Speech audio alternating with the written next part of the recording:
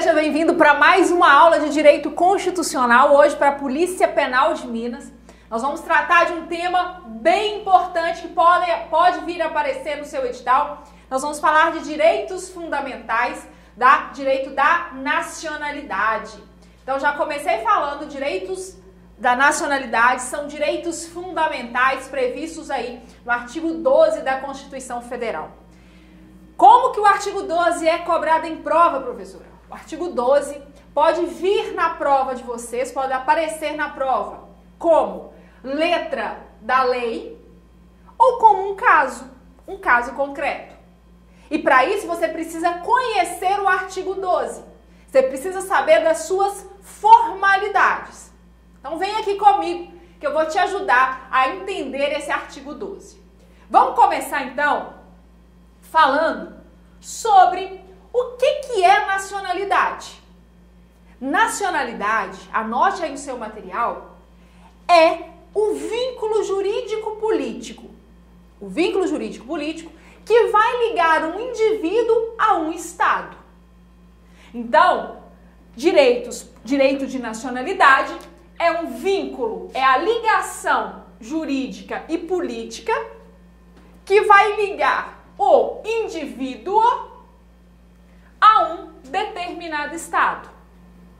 E aí, com essa ligação desse indivíduo a um Estado, nós temos então o povo. Nós temos então o componente povo. Além disso, toda pessoa possui uma nacionalidade, né? Ninguém dela poderá ser privado de forma arbitrária, tampouco se pode negar ao indivíduo o direito de alterá-la. E aí a gente vai ver as possibilidades daqui a pouquinho de alterar a nacionalidade. Mas o que eu quero que você leve para a prova? O que é nacionalidade? É esse vínculo, esse liame que vai juntar, esse liame político-jurídico que vai ligar um indivíduo a um determinado Estado, dando então o poder a ele de povo. Isso é a base que você precisa lembrar para a sua prova. Isso é a base fundamental aí da sua prova. Bom, falar então um pouquinho de nacionalidade, vamos tratar de alguns conceitos que muitos alunos confundem e acham que tem o mesmo significado. Vamos diferenciar na aula de hoje a questão da nação, população, apátrida e polipátrida. Isso pode aparecer na sua prova. Até mesmo porque não sabemos aí qual é a banca que vai elaborar a sua prova. Então, quando eu falo, a gente já viu que a nacionalidade é um vínculo jurídico que vai ligar o indivíduo a um determinado Estado, fazendo com que ele se torne povo daquele Estado, daquela nação. A gente vai saber o que é nação. Nação, então, é considerado um agrupamento humano homogêneo, ou seja, um agrupamento de pessoas cujos membros são possuidores das mesmas tradições, do mesmo costume, dos ideais coletivos, partilhando também laços invisíveis como a consciência coletiva e o sentimento de comunidade. Então, quando eu falo na nação, eu estou falando de um agrupamento de pessoas que vão compartilhar praticamente dos mesmos ideais.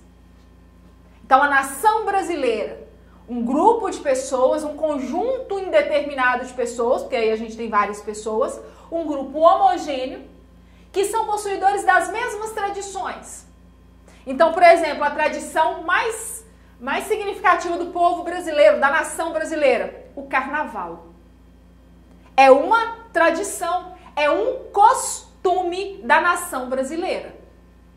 Mundialmente, o carnaval o Brasil é conhecido como o país do carnaval. Então, uma nação brasileira é ligada por esse costume. Diferentemente de população. Porque população é a totalidade de indivíduos que vão habitar determinado território. Então, a população brasileira, determinados indivíduos que vão habitar os limites territoriais da República Federativa do Brasil, ainda que ali se ache temporariamente, independentemente da nacionalidade. Então, por exemplo, um estrangeiro que vem para o Brasil passear, ele está ali de forma temporária. Então, ele faz parte da população brasileira. Então, não confunda população com nação. População é a totalidade dos indivíduos que estão ali habitando um território, aquele limite territorial do país. E aí, é um conceito numérico. Você vai lembrar que população está ligado a número, a quantidade de gente, de pessoas. É mais amplo do que o povo. Mais amplo do que povo. Então, vamos lá. Nação é um agrupamento de pessoas que vão compartilhar dos mesmos costumes, dos mesmos sentimentos. Já a população, não. A população é a totalidade de indivíduos que vão habitar determinado território. E a pátrida, né? A gente fala muito em apátrida. O que é apátrida? Apátrida vai derivar do conflito negativo da nacionalidade. E já já a gente vai ver o conceito negativo, no qual não há nenhum Estado interessado em proclamar o indivíduo como seu nacional. Então, a apátrida é aquele indivíduo que não tem uma nacionalidade definida. Nenhum Estado internacional, nenhum país o quer como como pessoa integrante daquele território. Então, a apátrida é aquela pessoa que não possui uma nacionalidade definida, não possui uma nacionalidade fixa. E o polipátrida? O contrário, né? O polipátrida é aquele que, quando do nascimento, vai se enquadrar no critério concessivo da nacionalidade originária de um Estado, mas ocasionando um conflito positivo que normalmente resulta em uma dupla ou múltipla nacionalidade. Então, enquanto o apátrida é aquela pessoa que não possui nenhuma nacionalidade, o polipátrida, poli de muitos, né, um conjunto, o polipátrida vai possuir diversas nacionalidades. Ele tem a sua nacionalidade originária, mas ele também pode adquirir diversas nacionalidades derivadas.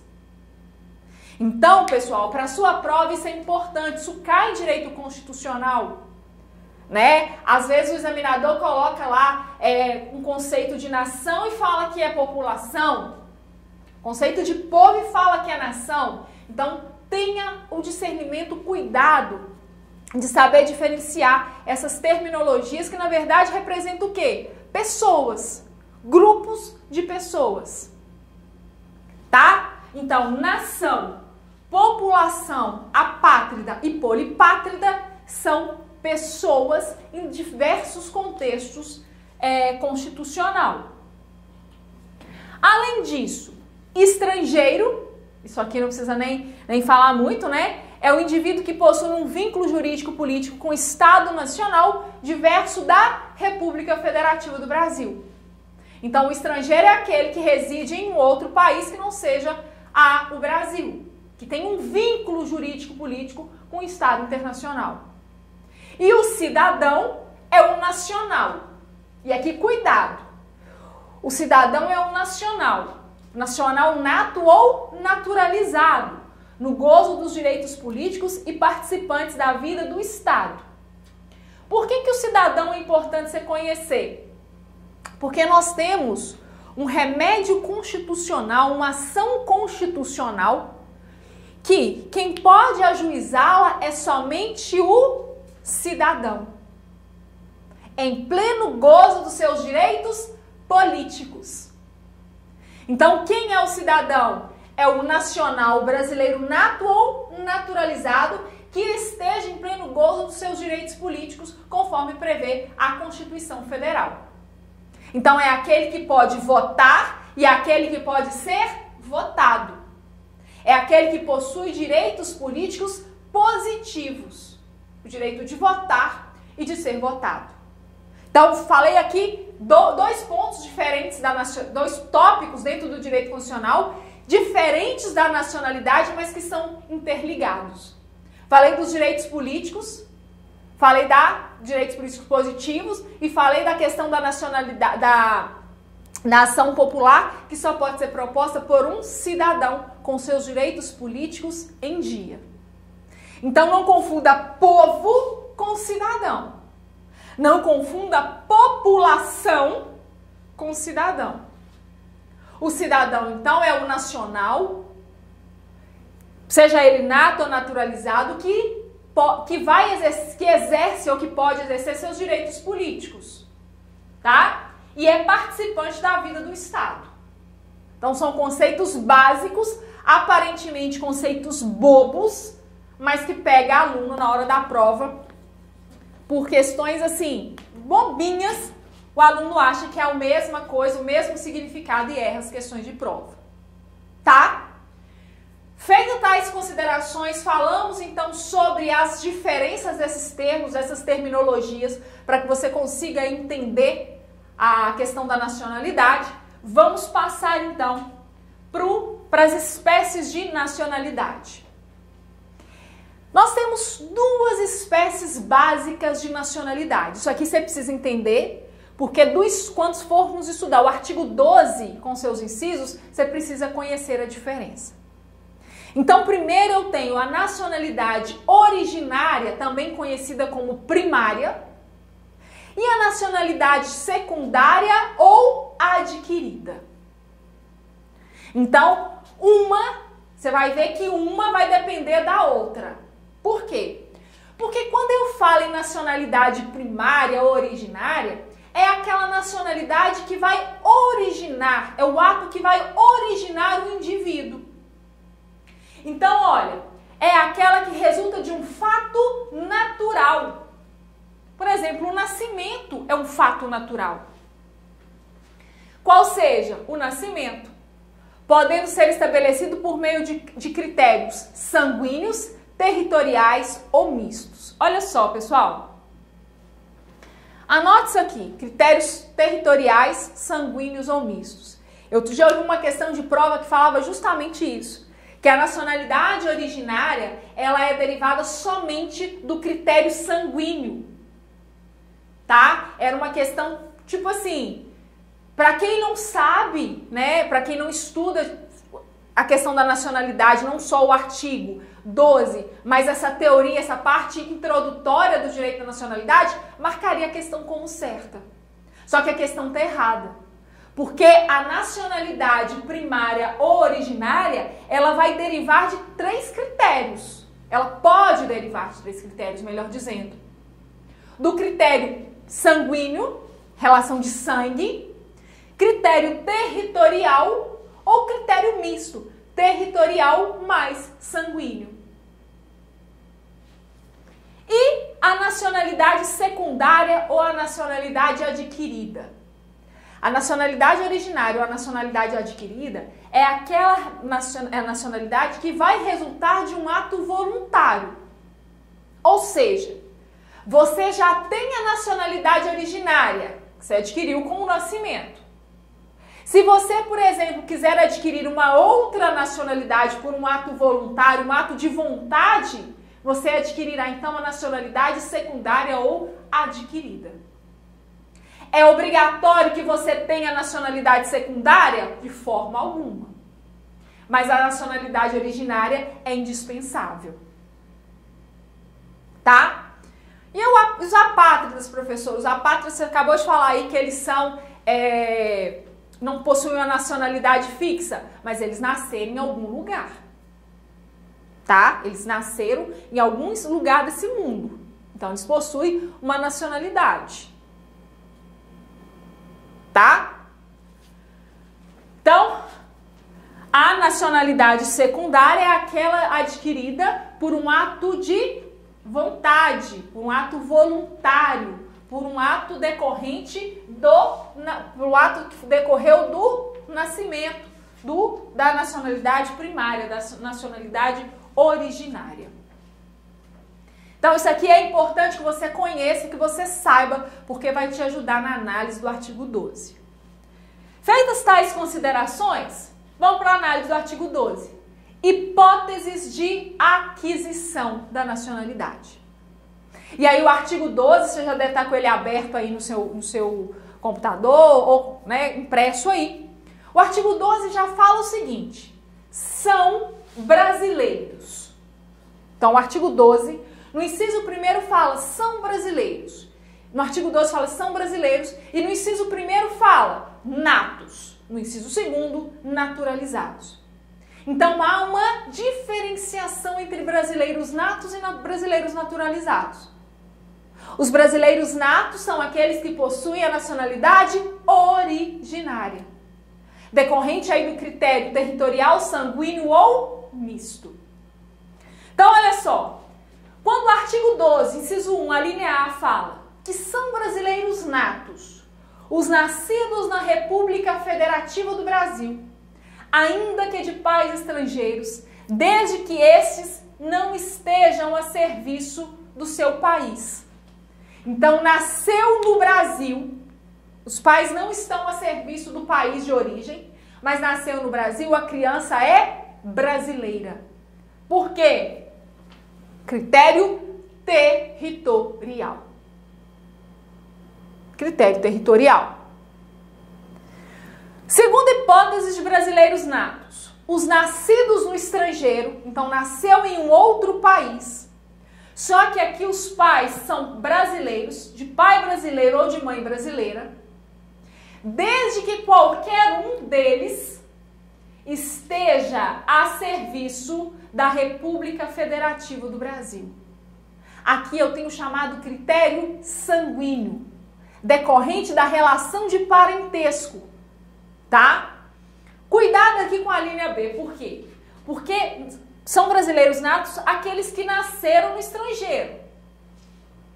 Mas o fato deles terem nascido no estrangeiro não dá a eles a condição de estrangeiro. Por quê? Porque o pai é brasileiro ou a mãe é brasileira e qualquer um deles, tanto o pai ou a mãe, e aí eu não estou falando e a mãe, é ou, um ou outro, estão a serviço da República Federativa do Brasil. Estão amando a trabalho, né, da República Federativa do Brasil. Cuidado aqui, gente, muito cuidado, porque não é a pessoa, o imigrante, que vai para os Estados Unidos trabalhar, não, tá? Não é, eu, por exemplo, vou trabalhar, vou lá, chego lá, tenho um filho, ele não vai ser estrangeiro, não. Para ser brasileiro, os pais precisam estar a serviço da República Federativa do Brasil. Qualquer um deles precisa estar a serviço da República Federativa do Brasil. E, por fim, os nascidos no estrangeiro, de pai brasileiro ou de mãe brasileira, desde que sejam registrados em repartição brasileira competente. Então, aqui já é diferente, ó. Na linha B, o pai ou a mãe precisa estar a serviço da República Federativa do Brasil. Na linha C, não. A criança nasceu no estrangeiro, o pai ou a mãe é brasileira e essa criança foi registrada na repartição pública, na repartição brasileira competente. Então, essa criança é brasileira nata. Ou, e aqui eu separo o artigo, o inciso para ficar fácil para vocês. Ou, venham a residir na República Federativa do Brasil e optem em qualquer tempo, depois de atingida a maioridade, pela nacionalidade brasileira. Então, aqui eu tenho duas situações. A primeira, daquela criança que nasceu no estrangeiro, de pai ou de mãe brasileira, e que foi registrada na repartição brasileira competente. Ela é brasileira, nata. Ou aquela criança que é filho, nasceu no estrangeiro de pai brasileiro ou de mãe brasileira, mas que veio residir no Brasil e depois que ela atingiu a maioridade, ela optou pela nacionalidade brasileira. Aqui é critério técnico. Por quê? Porque não é o simples fato dela voltar para o Brasil, não. Ela precisa o quê? Atingir a maioridade. E a maioridade no Brasil é aos 18 anos. Então, cuidado aqui, porque aqui eu tenho o critério sanguíneo. E eu aqui na linha C, eu tenho duas situações. A primeira situação, daquela criança, né? Daquela pessoa, não só criança, daquela pessoa que nasceu no estrangeiro, de pai brasileiro ou de mãe brasileira, e que foi registrada na repartição brasileira competente, então ela já é brasileira nata. Ou daquela criança que nasceu no estrangeiro de pai brasileiro ou de mãe brasileira, foi registrado no país em que nasceu como nacional daquele país, mas voltou para o Brasil e optou pela nacionalidade brasileira depois que atingiu a maioridade, depois que completou 18 anos. Então aqui são duas situações distintas. E o que mais cai em prova? A linha C. A linha C e a linha B são campeãs de prova, de questão de prova. Então, cuidado, porque na linha B, os pais, a criança nasceu no estrangeiro, mas os pais, o pai ou a mãe está a serviço da República Federativa do Brasil. E a linha C, esse caso que acabamos de falar. Ela nasceu no estrangeiro, mas foi registrada na repartição brasileira competente, ou nasceu no estrangeiro e veio para o Brasil, residir no Brasil e depois que atingiu a maioridade, optou pela nacionalidade brasileira. Então, ela será brasileira nata. Tá? Esse é o primeiro ponto dessa aula. Então, nacionalidade originária, vimos que é aquela que é adquirida com o nascimento. Critério sanguíneo, critério territorial ou critério misto. E a nacionalidade secundária? A nacionalidade secundária é aquela que vai derivar da nacionalidade originária.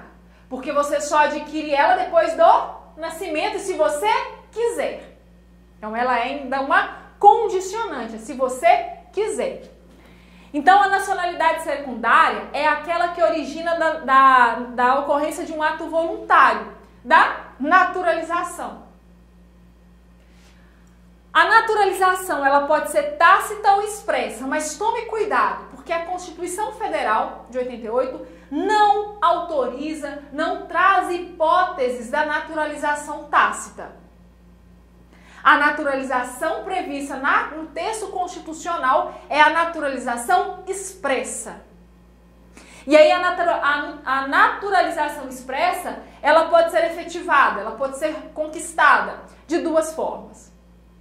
Ou a naturalização expressa ordinária ou a extraordinária. A ordinária tem previsão lá no artigo 12, inciso 2, alíneas A, primeira e segunda parte, e a extraordinária, artigo 12, inciso 2, a linha B. Então, aqui tome bastante cuidado com a naturalização. Forma tácita, o Brasil não aceita de forma alguma. Na forma expressa, ela pode ser tanto ordinária como extraordinária. Então, olha só, vem aqui comigo. Artigo 12. São brasileiros, inciso 2, naturalizados. Os que, na forma da lei, adquiram a nacionalidade brasileira. Então, tem lá, a pessoa é de outro país, quer se naturalizar brasileiro, tem que observar as leis brasileiras no processo de naturalização. Exigidas aos originários de países de língua portuguesa apenas residência por 1 ano ininterrupto, idoneidade moral. Então, os países, aquelas pessoas que querem se naturalizar brasileiras, mas que são originárias, né, são nacionais de países com língua portuguesa, o Brasil então fala assim, olha, se você quiser se tornar um brasileiro naturalizado, você precisa residir de forma ininterrupta no Brasil por 1 ano. E você precisa ter idoneidade moral. Aqui eu tenho a nacionalidade extraordinária, aqui eu tenho a nacionalidade derivada ordinária. E qual que é o requisito que você vai levar para a sua prova, que você tem que lembrar na hora da sua prova? É que a pessoa precisa residir por 1 ano ininterrupto, sem interrupção, sem partir, né? 1 ano contínuo e idoneidade moral. Coloquei aqui uma observação, que os estrangeiros ou apátridas que cumprirem os requisitos previstos no Estatuto do Estrangeiro e os indivíduos originários de país de língua portuguesa, desde que possuidores de capacidade civil, tenham residência ininterrupta por 1 ano e idoneidade moral. Então, quando fala aqui que exigida aqui dos estrangeiros ou apátridas, eles precisam cumprir aquilo que está previsto no Estatuto do Estrangeiro.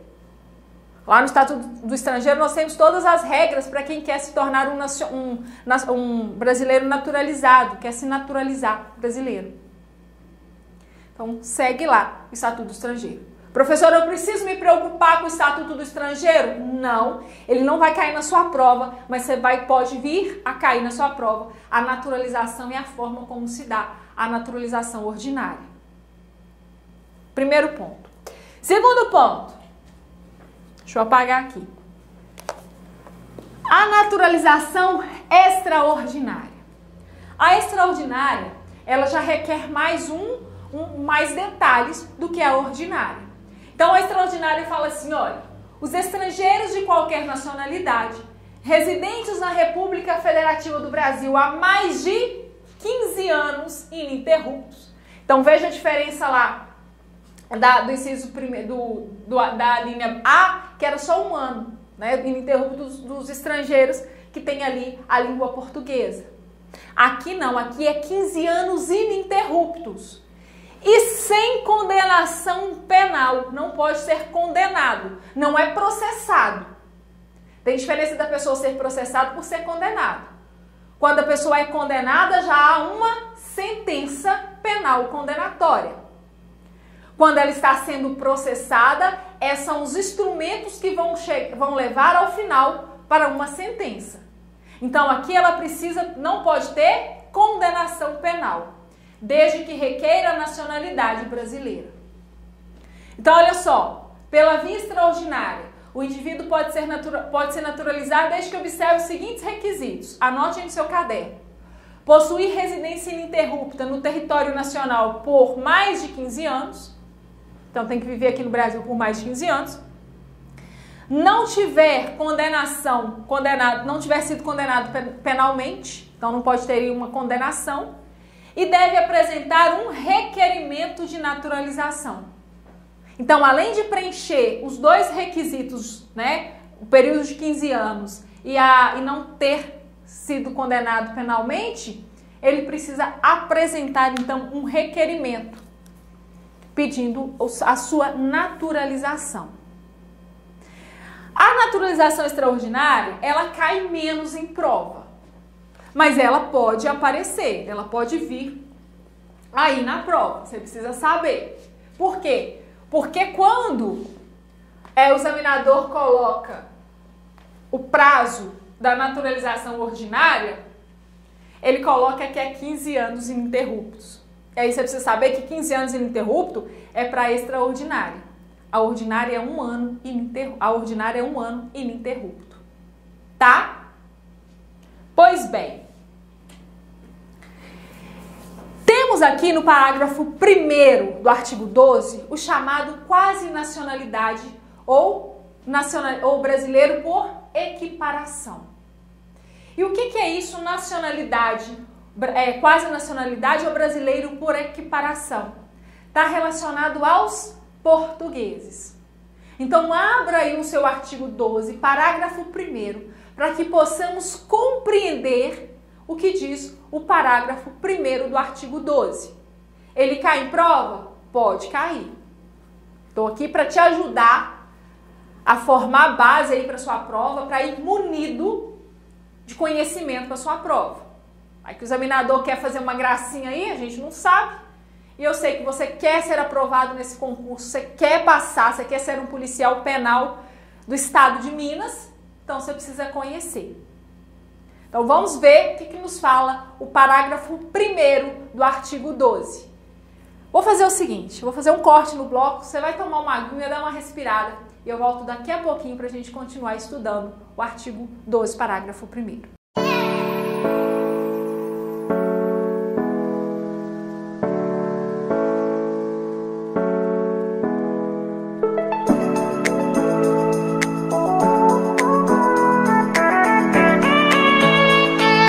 aí galera, tudo bom com vocês? Meu nome é Gabriel Santos, sou daqui de Água Formosa, sou policial penal, fui um dos primeiros alunos do Davi, do Monster, lá no começo, quando tudo começou.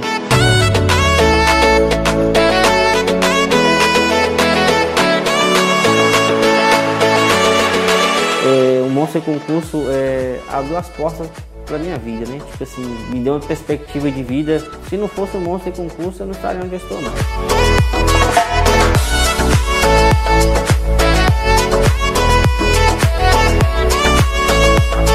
Assim, devo muito, né, à equipe, porque igual eu não sabia nada, não tinha conhecimento nenhum de direito.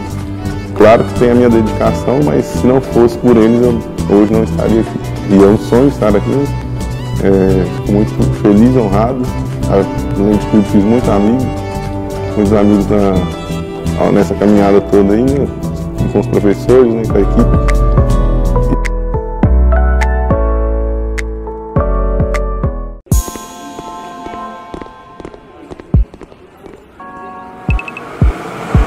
Ô Robson, vai assistir o que hoje? Ah, cara, vamos ver se tem alguma coisa boa aí pra ver? Vamos lá, cheguei. Pegar o controle. Robson, a pipoquinha lá, cara. Pipoquinha pra gente assistir aqui. Demorou, né, Lê? Filminho sem pipoca não é filme, não, ó.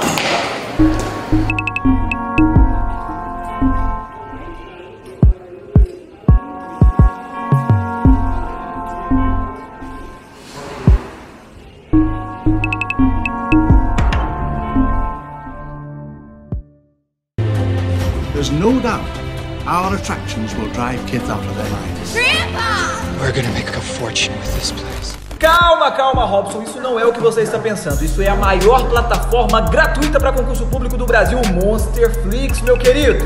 É isso mesmo, Thaleson Faleiro. Sem anuidade, sem mensalidade.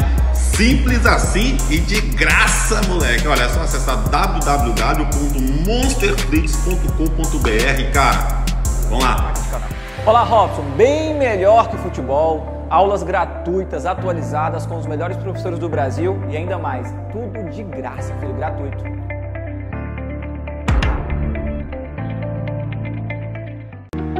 Não perca tempo e adquira agora mesmo a nossa assinatura ilimitada. São vários conteúdos para você mudar de vida em 2021.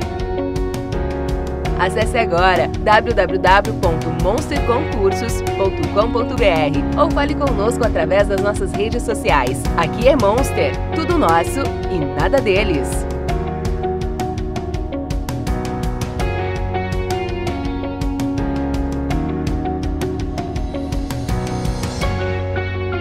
Então vamos ver o que fala o artigo 12, parágrafo 1º, que vai falar da quase nacionalidade.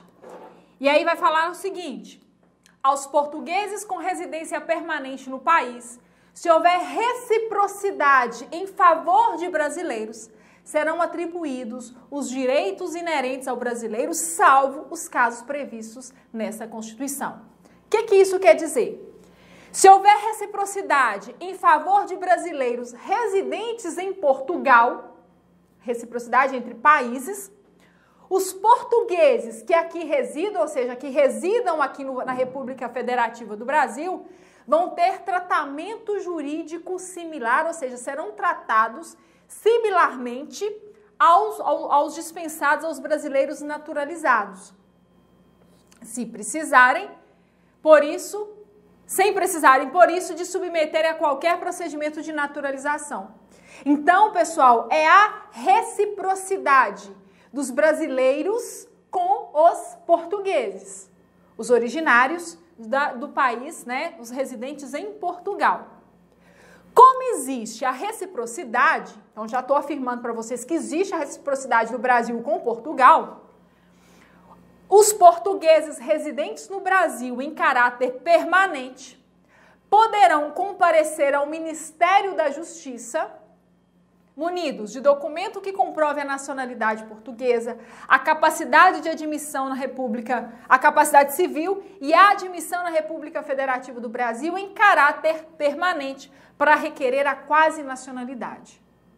Então, as pessoas que residem no país de Portugal, os portugueses, que quiserem adquirir a nacionalidade brasileira, elas possuem esse direito por causa do chamado quasi-nacionalidade. Essa possibilidade, essa reciprocidade que o Estado brasileiro tem com o Estado de Portugal, com o país de Portugal. Estado aqui eu estou falando de âmbito internacional. Então é a chamada quasi-nacionalidade. E parágrafo 3º, ele é importante. Por quê? Porque o parágrafo 3º vai falar das diferenças de tratamento entre brasileiros natos e brasileiros naturalizados.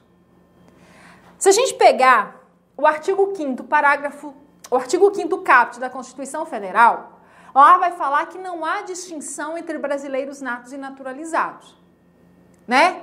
Então, olha só, a lei não pode estabelecer qualquer distinção entre brasileiros natos e naturalizados. É a regra, tem previsão lá no artigo 5º caput da Constituição Federal. Mas, salvo nos casos previstos na Constituição Federal. Então, a regra, pessoal, é que não pode haver distinção entre brasileiros natos e brasileiros naturalizados. Isso não pode de forma alguma.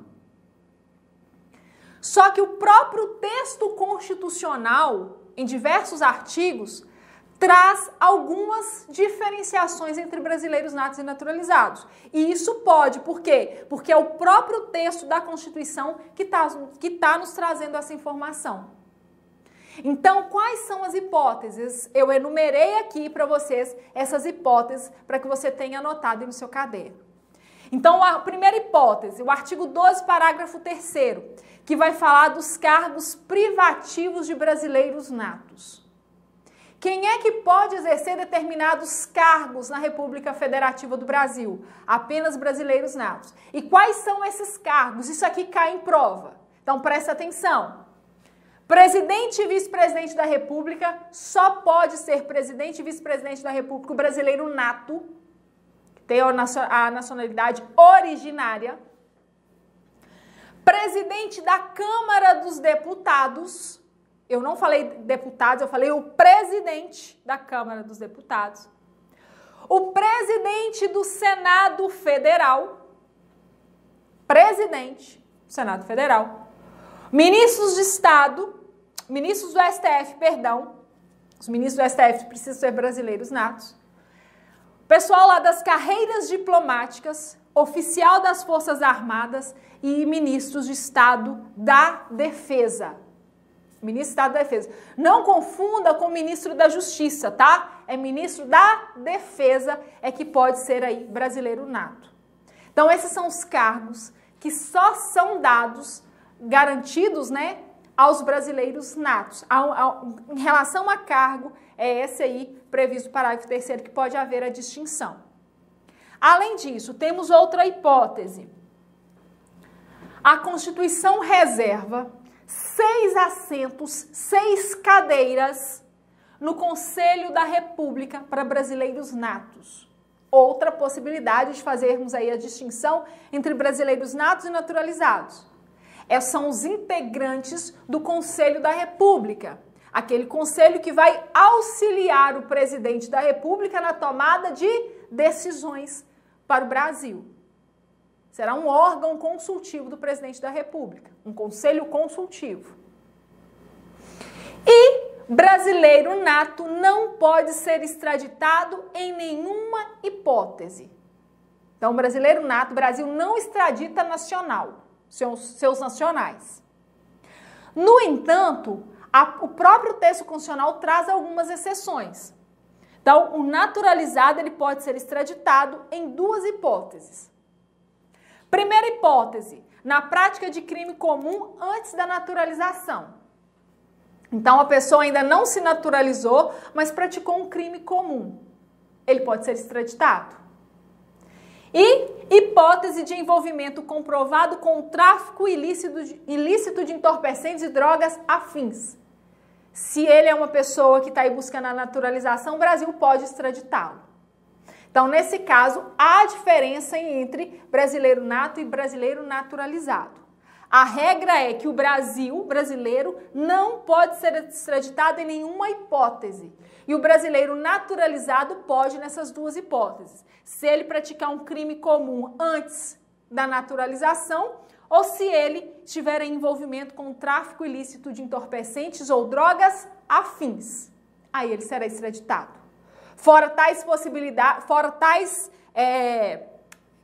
fora desses requisitos aqui, não pode haver a diferenciação entre brasileiros natos e brasileiros naturalizados. Trouxe então aqui para vocês, como está lá na Constituição, a gente já trabalhou, são privativos de brasileiros natos os cargos de presidente e vice-presidente da República, presidente da Câmara dos Deputados, presidente do Senado Federal, ministros do Supremo Tribunal Federal, carreiras diplomáticas, oficiais das Forças Armadas e ministros de Estado da Defesa. Grifei aqui ministro de Estado da Defesa para que você consiga memorizar e lembrar disso na hora da prova. Fora tais hipóteses, né, dessa distinção que o texto constitucional não faz, não pode haver a distinção entre brasileiro nato e brasileiro naturalizado. E o brasileiro, pessoal, ele pode perder a nacionalidade? O brasileiro pode perder a nacionalidade? O artigo 12, parágrafo 4º, vai falar dessa possibilidade da perda da nacionalidade. Então, olha só, será declarada a perda da nacionalidade do brasileiro que tiver cancelada a sua naturalização por sentença judicial em virtude de atividade nociva ao interesse nacional. Eu tenho aqui a chamada perda-punição. Então, a pessoa se naturalizou brasileira e ela vai ter, através de uma sentença judicial transitada em julgado, a perda dessa nacionalidade. Por quê? Porque ela atentou contra a República Federativa do Brasil. Atos violentos, atos nocivos a interesse nacional. Além disso, ele pode perder a nacionalidade se ele adquirir outra nacionalidade. Mas o próprio texto constitucional fala, olha, se o brasileiro naturalizado adquirir outra nacionalidade, ele perde a nacionalidade brasileira. Mas temos duas exceções, salvo nos casos, e aqui é a perda-mudança que nós temos. Primeira exceção, de reconhecimento de nacionalidade originária pela lei estrangeira. Então, se o país reconhece a naturalização de outro, a lei estrangeira tá reconhecendo, a pessoa não vai perder a sua nacionalidade. Primeira hipótese. Há, então, compatibilidade entre as leis.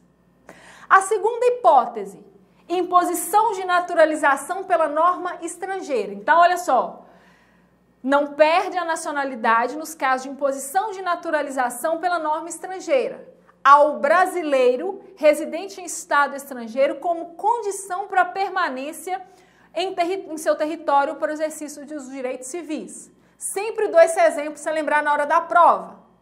Nós temos aí jogador de futebol que vive viajando, mudando de time e de países constantemente. Ele não vai perder a nacionalidade por ter que se naturalizar, por se naturalizar em um outro país. Por quê? Porque a própria Constituição está trazendo que foi imposição pela norma estrangeira como condição para que ele permaneça naquele estado internacional. Para que ele possa lá exercer os seus direitos civis. Então, quando a norma daquele país impõe que a pessoa, o brasileiro, ele se naturalize naquele país, ele não perde a nacionalidade brasileira. Diferentemente de quando a pessoa é brasileira, muda para um outro país e tem o interesse de lá se naturalizar, aí ele perde a nacionalidade brasileira. Temos várias hipóteses, vários casos que aconteceram. Eu, por exemplo, tenho uma amiga que ela mudou logo quando formamos, ela mudou para um país aí, ele nunca mais voltou e já tem mais de 20 anos e ela, formamos no 2º grau, né? E aí ela se mudou para esse país e nunca mais voltou para o Brasil, e ela quis preencher os requisitos da naturalização daquele país, e ela se tornou, então, uma pessoa naturalizada daquele país. Ela perdeu a nacionalidade brasileira porque ela quis. Não foi uma condição imposta para a permanência dela lá. Então, tem essa diferença. Tá? Então, brasileiro pode perder a nacionalidade? Pode. Através da perda, punição, por ter cometido aí um ato grave aos interesses da República Federativa do Brasil, ou então se ele adquirir outra nacionalidade. E aí a exceção é essas duas que nós acabamos de ver. E para a gente fechar a nossa aula, precisamos distinguir 3 expressões que podem vir na sua prova, que tem tudo a ver com nacionalidade: extradição, deportação e expulsão. Tenho vários alunos que acham que é a mesma coisa. Não é a mesma coisa. Tem diferença entre extradição, deportação e expulsão. Vem aqui comigo, vamos entender um por um para a sua prova. Extradição. O que é essa chamada extradição? A extradição é um ato do qual um Estado, um determinado Estado, vai entregar um indivíduo, vai entregar uma pessoa que está sendo acusado de um crime. Então, extradição está relacionado a crime. A crime. Ou já foi condenado pela atividade delituosa à justiça de outro Estado que postula o direito de julgá-lo ou puni-lo. Então, se cair alguma coisa na sua prova sobre extradição, você vai lembrar de crime. A pessoa cometeu um crime, está sendo acusada de um crime.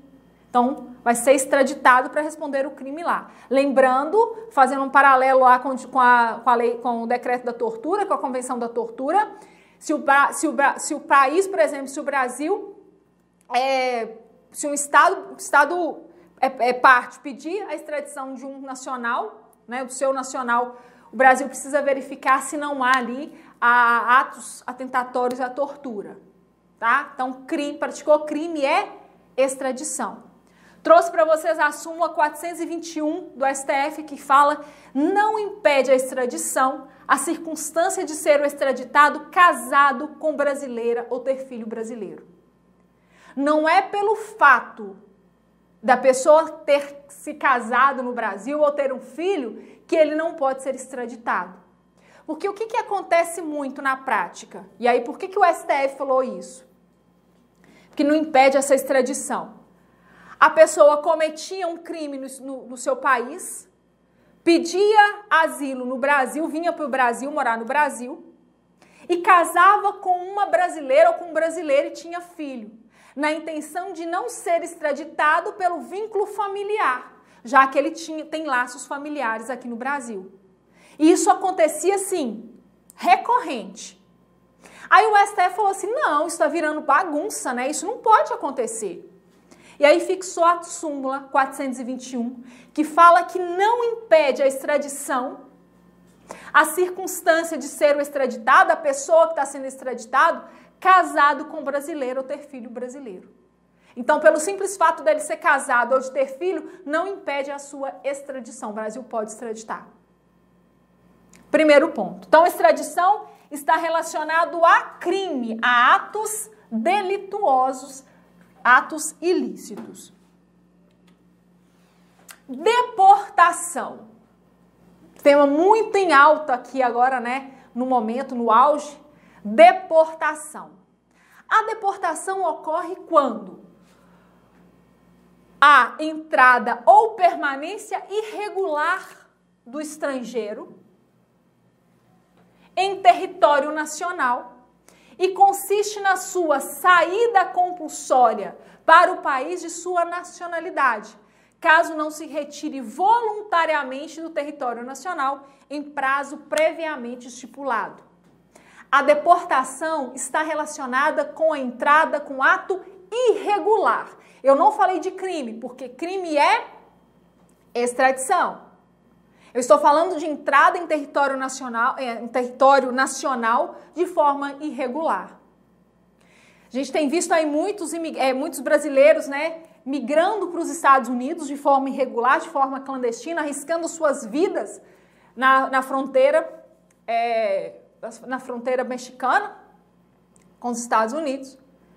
E aí, recentemente, os Estados Unidos deportou diversos brasileiros, inclusive aqui da nossa região temos vários brasileiros deportados, porque entraram irregularmente naquele país. Eles praticaram crimes? Não. Eles entraram de forma irregular. O governo daquele país pediu para que eles saíssem de forma compulsória. Eles não saíram, então aquele Estado estrangeiro entrega então esses nacionais para o seu país. Estamos vendo aí também no sul do país, na Venezuela, né, os venezuelanos migrando para o Brasil.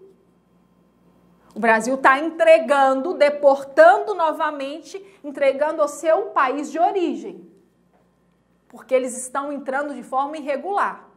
Apesar que as fronteiras brasileiras não são tão rígidas, né, quanto a norte-americana. Então, isso é deportação, entrada irregular, permanência irregular naquele país. E a expulsão? A expulsão, pessoal, ela é muito mais visível. Olha só, a expulsão é uma medida compulsória que vai ocasionar a retirada forçada do estrangeiro do território nacional. Então, vai forçar que aquele estrangeiro saia do território nacional e será utilizada nos casos em que ele atuar de forma nociva ao interesse nacional. A expulsão é quando o estrangeiro, a pessoa, comete atos graves que vão causar grande repercussão nacional.